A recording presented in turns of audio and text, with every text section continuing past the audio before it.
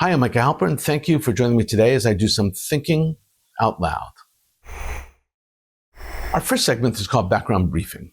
The first thing I've been thinking about is memory and history and the Jewish holidays. Memory and history are quintessential components of who we, as proud Jews, are. Traditions flow from generation to generation to generation.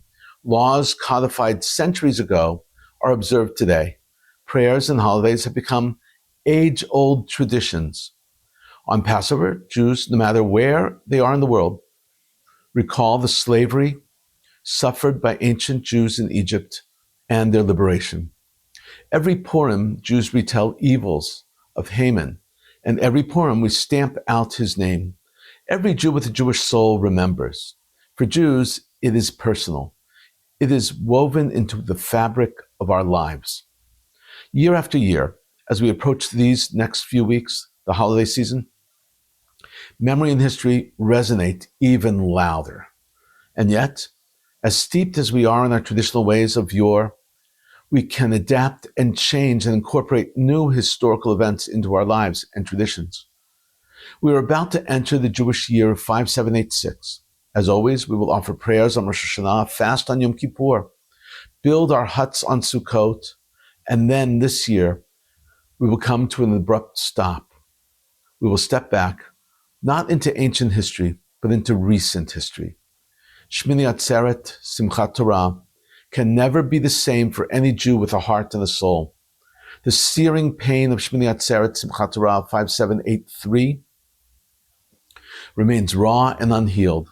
The wound is gaping open. The Jewish nation will remember October 7th forever. This abominably awful part of our history will be incorporated into Jewish memory for future generations precisely because, for us, memory and history are so intertwined and are inextricably bound. Another of our traditions is counting. We count 10 days of atonement between Rosh Hashanah and Yom Kippur. We count 49 days from Passover to Shavuot, the 50th day of Shavuot. We count 7 days and then a month and then a year after the death of a loved one. But never before in our history have we counted as we do now. Never before have we counted day by day over 700 days and still counting for the lives of our fellow Jews held in captivity by the ugliest, cruelest, most vile Jew haters of our time. And because their Jew hatred, Israel has been transformed into a pariah nation. With each passing day, as the counting of our hostages marches on, as the IDF continues its defensive war to defeat Hamas and to return our abused and kidnapped hostages, Israel's reputation throughout almost the entire world devolves. Most of the world has turned a cold shoulder toward Israel. Israelis have been disinvited, ostracized, verbally and physically attacked. Israeli leaders have been threatened with imprisonment and arrest on once friendly, now hostile foreign soil. There is irony here, the irony of abandoning Israel, whether in culture, the sciences, academia, entertainment, or tech, sports, or music, even in chess, is that despite the isolation, despite the war on Hamas, and the totally justified actions Israel engages in to free hostages, Israel has continued to be remarkably productive and creative on all levels. Despite the personal strain and the nationwide drain of reservists leaving their families and their jobs to serve in the IDF, Israel is still being creative. And that creative spirit is part and parcel of what Israel has been and will always be. And October 7th has been a catalyst for even more creativity. The personal suffering is ours to bear. In the end, however, it is the world that will suffer for isolating Israel. A new reality is ensuing. As sure as worldwide Jew hatred has emerged from the shadows, new real relations are being forged. Israel does not need the support and approbation of those who do not differentiate between Hamas and other Palestinians. How absurd is it that those countries that until 700 plus days ago demanded peace as a prerequisite for recognition of a Palestinian state, are now choosing to recognize the Palestinian state only because of Hamas's terror and Israel's defensive response. That shift is seismic, but Israel will prevail. The Jewish people are builders, we are producers. Haters, by definition, are destroyers. Our creative brilliance and genius emerge even and especially in difficult times. We know the difference between good and evil. Jews are not satisfied with simply surviving. Our mission is to create a better nation, a better homeland, and in doing so, a better world is embedded in who we are and our history. We have faced suffering and devastation before, and the lessons we learned are embedded in our memory. Coming up next, Points of View. First up is a column from Ynet, and it was written by Doron Steinbrecher and published on September 5th, 2025. It's entitled, After 700 Days, I Shouldn't Be Begging for Hostages to Be Free. Subtitled opinion, 700 days have passed since Hamas attack, and still 48 hostages remain in Gaza. I know the fear of the tunnels, the hunger, the darkness. I was freed, but I cannot stop pleading until every one of them comes home. Doron Steinbrecher was kidnapped and tortured by Hamas for 471 days before Israel secured her release. She's been an important voice for the families and for the kidnapped. This is how she begins. 100 days ago, on the 600th day since Hamas's October 7th assault, I wrote about the pain of reaching that milestone. I could not imagine that we would reach today, day 700, with dozens of hostages still held in Gaza. It is not possible, not logical, not real. But here we are, marking it. In Israel, large numbers like 100, 300, 700 are noted with events and ceremonies. But for those trapped in the tunnels, every day is the same, an eternity in hell. No one celebrates milestones underground. No one brought me a cake on day 200 or 400. No one gave me relief because another round number had passed. The tunnel is the same tunnel. The hunger is the same hunger. The fear is as strong as the day before and the day after. Doron elicits powerful emotions from the reader as she explains her ordeal and the issue of time. Time every day is a horror for each of the kidnapped. She continues, I was freed from captivity, but 48 hostages remain in Gaza, some alive and some dead. Every passing day has been filled with the lost opportunities to bring them home. Moments of almost, followed by disappointments, pain, and fear. Inside the tunnels, there is no light, no air, no way to know day from night. The terrorists told me that if they heard the army approaching, I would be executed immediately. How many times do the hostages who are still there hear those same threats? How often do they fear they have been forgotten? Now, as Israel expands its military campaign in Gaza, no negotiations are underway. I ask, what are the hostages thinking? Expanding the war will not bring them back. It will only endanger them, push them farther from home, and add more days to the count. Doron, again, goes back to the issue of time. She asks how much the families and the nation must endure. She writes, will it soon be 2 years? Will we mark that too while hostages are still trapped underground? How much more must the families and friends and all of Israeli society endure before we begin to heal? Many already wear the double pin that marks the next milestone. But this cannot be just another number.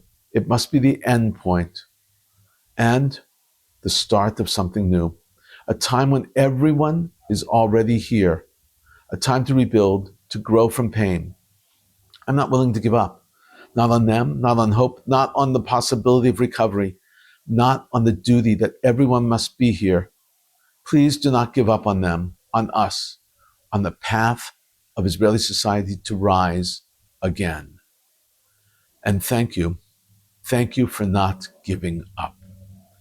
What an impassioned and personal plea. Unbelievable. Thank you, Daron. Next up is a column, also from Ynet. It was penned by Dror Ben-Yamini, one of our favorites, and it was published on September 7th, 2025.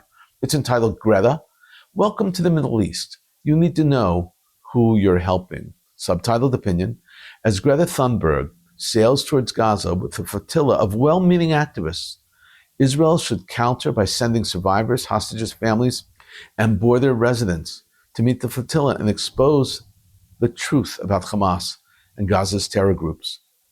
Ben Dror Yamini wants to instruct Greta in the fundamentals that she either does not know or does not care to know. He's trying to educate her. It's not going to work, though. This is how Ben Dror Yamini begins. Greetings, Greta Thunberg, and greetings to all those sailing with you on the flotilla to Gaza. We're sure many of you are good people with noble intentions, and since you're already on the way to this region, we want to share some facts about Hamas and Palestinian Islamic Jihad and the Muslim Brotherhood. That's because we are convinced that if you truly knew the reality, at least the honest among you would join protest against the Islamo-Nazism that threatens you just as much as it threatens us. Now Ben Dror gives examples that Greta should know and understand. He writes, let's start with Sheikh Yusuf al-Qaradawi, the spiritual leader of the Muslim Brotherhood worldwide and of Hamas. He once declared on Al Jazeera that Muslims should continue Hitler's work and annihilate all the Jews. In the same spirit, Hamas supporters waved Nazi swastikas during their rallies. Hamas broadcasts have aired explicit calls to kill all Jews and Christians to the last one. On Hamas's children's television programs, they repeatedly teach, sometimes through a Mickey Mouse look-alike, that the organization's ultimate vision is extermination of all Jews. Everywhere jihadist movements take root, the outcome is destruction and bloodshed. Israel is not committing genocide. Israel is trying to prevent the genocide Hamas openly declares. Fathi Hamad, a senior Hamas leader, once admitted, we use women and children as human shields. Ismail Haniyeh, Hamas's former leader, said, we need the blood of women, children, and the elderly. These are not misquotes. They are Hamas's stated policies. Ben Dror tells us something that we know, but Greta and her comrades do not know or refuse to hear. As Israel regrets deeply that civilians are harmed, but they are harmed because of Hamas, not Israel. According to the UN data, Hamas steals most of the humanitarian aid, including food, entering Gaza. The moment Hamas frees the hostages and releases Palestinians from its oppressive, murderous rule, the war will end. We are certain you didn't know these facts. After all, you see yourselves as human rights activists, champions of freedom and opponents of imperialism. But Hamas and other jihadist groups represent the very opposite. Islamist imperialism that murders primarily Muslims who refuse to submit to its rule. Their vision is to impose strict Sharia-based laws which allow the rape of women and the total erasure of basic human rights. Ben Dror Yamini quotes Hamas leaders. He explains that Hamas wants to destroy America. They want to destroy all of Christianity, all of it, the entire West. He writes, Hamas leaders openly proclaim their goal of conquering Rome and both Americas as part of a broader dream of bringing 510 million square kilometers, or 197 million square miles, of the world under their control. To get there, they first aim to eliminate Israel, the only democracy in the Middle East, actively resisting them.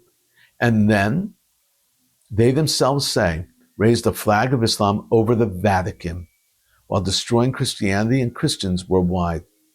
Is that truly the cause you want to help? At this point, Ben Dror Yamini gives advice to Israeli government. Be firm, he says, and be courteous. He writes, here's a modest proposal for the Israeli government ahead of the flotilla arrival, carrying dozens of boats and hundreds of so-called useful idiots. Before the Navy intercepts them, Firmly but courteously, Israel should prepare a 1 or 2-page leaflet explaining Hamas's true nature, its ideology, its openly Nazi-inspired goals, and its methods. This won't convince Greta Thunberg, nor most of those aboard. We know that. But it could be a golden opportunity to expose their hypocrisy and embarrass them publicly. There's no need for soldiers at this stage. Survivors of the Nova Festival, the Nova Music Festival, massacre residents from the Gaza border communities, families of hostages, and even freed hostages themselves should board Israeli boats to meet the flotilla armed with leaflets and their personal stories. Such a confrontation would be dramatic, perhaps impossible for the international media already aboard the flotilla to ignore. As Ben-Dror Yamini concludes, with the hope that Israeli government will rise to the challenge and to the occasion and confront Greta and the West in a mature way, he writes, if Israel is smart, it will send an additional boat filled with journalists departing from Israel, ensuring full coverage of the encounter. And for maximum effect, the leaflets should be printed on recycled paper, wrapped in sturdy recycled plastic, and distributed with sandwiches made from organic whole wheat bread. Hard to fold, hard to throw away, impossible to ignore. Translating the leaflet into 5 or 6 languages would cost only a few thousand shekel, but could yield an impact worth millions. And the content should be published and pushed widely across social media platforms. The current government has made countless mistakes, but here lies a rare chance to get something right. We have a foreign ministry, we have a diaspora affairs ministry responsible for global messaging. Perhaps, hopefully, someone there will finally rise to the occasion. What an excellent idea. Thank you, Ben-Dror Yamini. Thank you very much. Excellent column. Coming up, commentary through cartoons where pictures tell the story. I'm going to show you 5 cartoons today. The first cartoon is entitled Palestine, and it has a description. Indigenous Gaza, Palestine, uproot olive tree, Israel. It was published in London. This cartoon is and has Israel ripping out an old olive tree from Gaza. The artist is accusing Israel of destroying the indigenous population of Gaza, the Palestinians. The second cartoon is entitled Gaza War, Breaking World, Israel-Palestine Conflict. An Israeli soldier is shooting a Palestinian in the head. Israel's helmet is a globe with a camera on it. In other words, the world is supporting Israel against the Palestinians. This third cartoon depicts Bibi, Prime Minister of Israel, with a huge magnifying glass. He is bombing Gaza in the background and searching for little children and their mothers. This is a classic depiction of Bibi in Israel as evil, searching to murder innocent children and their mothers. It's absolutely awful, but it is very common as a theme amongst cartoonists, especially in Europe. This fourth cartoon depicts the Palestinian leadership being denied visas to attend the UN General Assembly in New York. The US says the Palestinian leadership violated basic understandings that the declaration of a Palestinian statehood can only happen after there is a peace deal with Israel. That is not happening. This final cartoon is entitled Paving the Road to War. Trump is paving the road for Israel and Bibi to conduct the war. The assumption is that Trump is paving the road for war all over the world. That's why we have a map of the world there.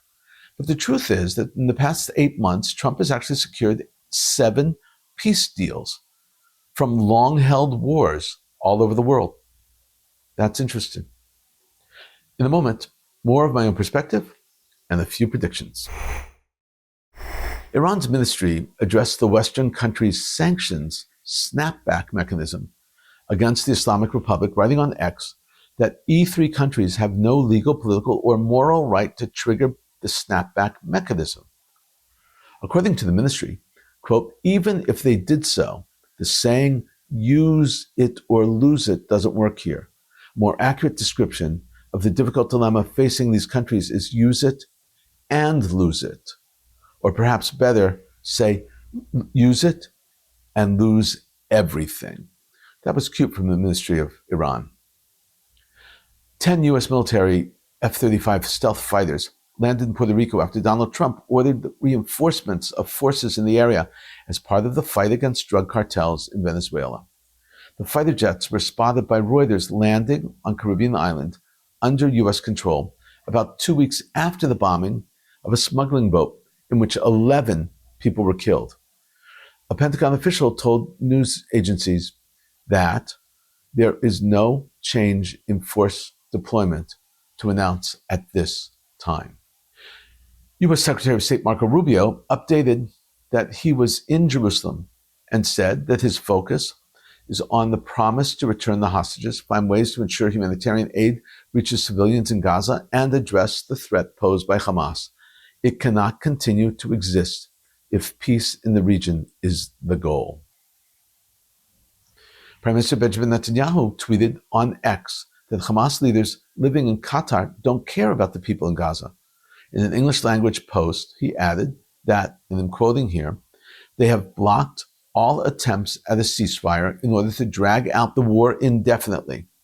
Getting rid of them will remove the obstacle to releasing the hostages and ending the war. The Mossad opposed carrying out a ground operation to eliminate Hamas leaders in Doha, not air, ground, despite having prepared a detailed plan. This was reported by the Washington Post, citing two Israeli sources familiar with the details who spoke to the newspaper anonymously. According to them, Mossad chief Dadi Barnea opposed supporting the operation on the ground because he feared it would damage relations with the intelligence agency which they have built with the Qataris. According to the report, Mossad's opposition to carrying out the operation contributed to Prime Minister Benjamin Netanyahu's ultimate decision to attack the terrorist organization leaders from the air. That was the distinction, on air or on the ground. This is truly an awful story. Sources connected to Eurovision in Europe have conveyed unofficial messages to Israel, suggesting that announcing a temporary withdrawal or performing under a neutral flag would resolve the participation crisis in which several countries have threatened to boycott the competition if Israel participates. This was learned by Ynet and reported in Ynet.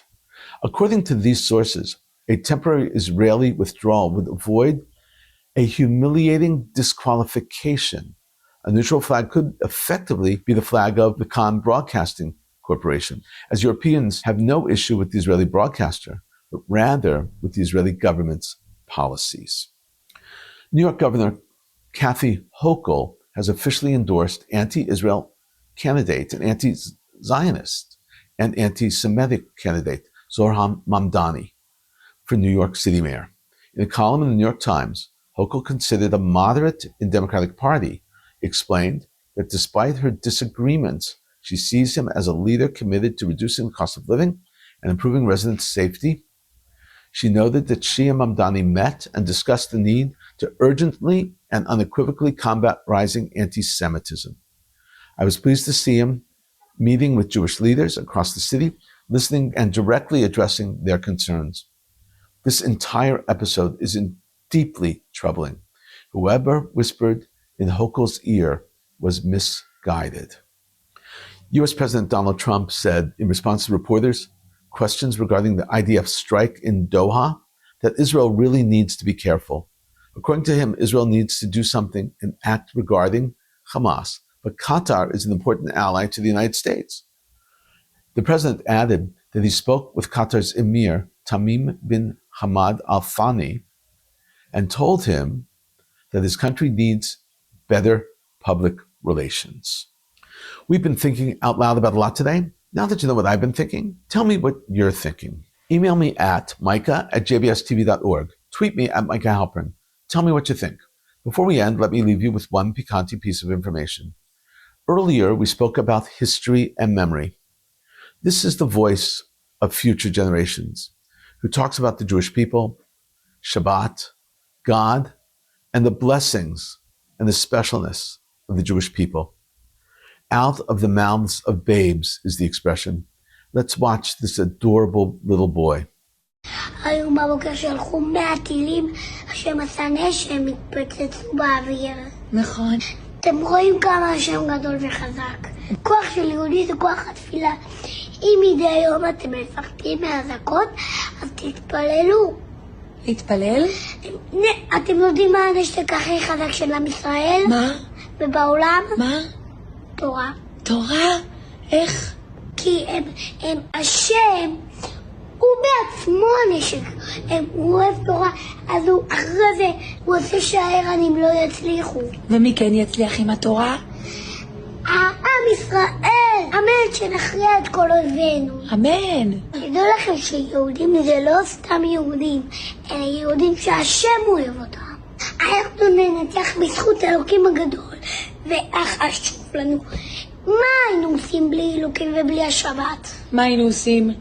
היינו בוכים כל הזמן על השבת, היינו בוכים, היינו מתחננים לשם שיחזיר, שייתן את השבת. השבת הזאת חשובה, לא אנחנו שומרים עליה.